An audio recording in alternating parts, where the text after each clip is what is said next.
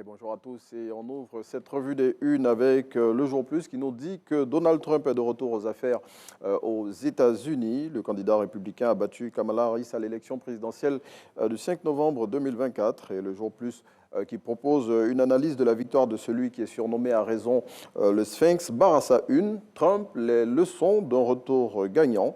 Le confrère n'oublie pas d'indiquer que le chef de l'État, Alassane Ouattara, à l'instar des dirigeants du monde entier, a adressé des félicitations et des vœux de succès au 47e président des USA. C'est dans 3 jours que prend fin l'opération de révision de la liste électorale et à l'approche de cette échéance, le Patriote tire la sonnette d'alarme devant la faible affluence enregistrée dans la plupart des centres d'enrôlement sur l'ensemble du territoire national. Pour ce dernier virage, le confrère exhorte les partis politiques et les organisations de la société civile à aller vers les populations pour les amener à sortir massivement afin de participer à cette opération grâce à laquelle elles pourront exercer leur droit de vote en 2025.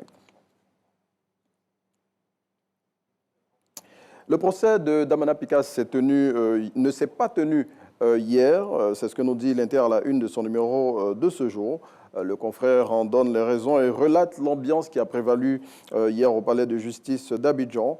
À noter pour rappel que le deuxième vice-président du Conseil stratégique du Parti des peuples africains Côte d'Ivoire, PPACI, est poursuivi dans le cadre de l'affaire de l'attaque du camp militaire d'Anyama. C'était en 2021. Et puis, Fratmat révèle à sa une de ce jour que l'utilisation de l'électricité connaît un nouveau jour grâce à l'intelligence artificielle.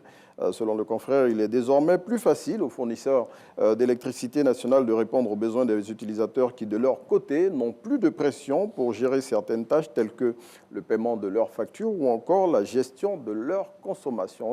On s'arrête ici pour ce numéro de la Revue des Unes et on passe le relais à Thierry Angeval pour la suite de votre émission.